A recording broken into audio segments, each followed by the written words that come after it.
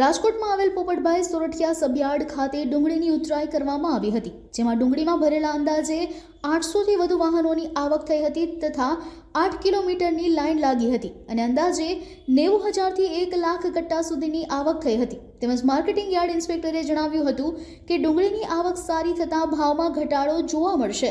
રાજુભાઈ ગજેરા, આવતીકાલે marketing yard રાજકોટમાં ડુંગળીની ઉતરાઈ કરવામાં આવેલ હતી.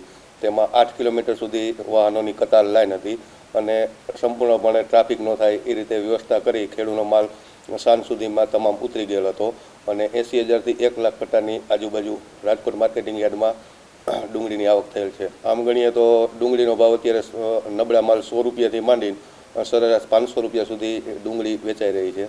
આમ ગણીએ તો રાજકોટ માર્કેટિંગ યાર્ડમાં 50% જેટલી ડુંગળી જામનગર જિલ્લામાંથી આવે છે અને 35% જેવી રાજકોટ જિલ્લામાંથી આવે છે. બાકી થોડી ઘણી જે 10-15% આજુબાજુના સેન્ટરોમાંથી ડુંગળીની આવક થાય છે. આમ ગણીએ તો અત્યારે જે ડુંગળીનો ભાવ છે એ વ્યાજબી ભાવ છે. 8 દિવસ પહેલાં જે 900 રૂપિયાની આજુબાજુ જે ડુંગળી વેચાતી હતી એ સરેરાશ અત્યારે 500 રૂપિયાની આજુબાજુ વેચાય છે.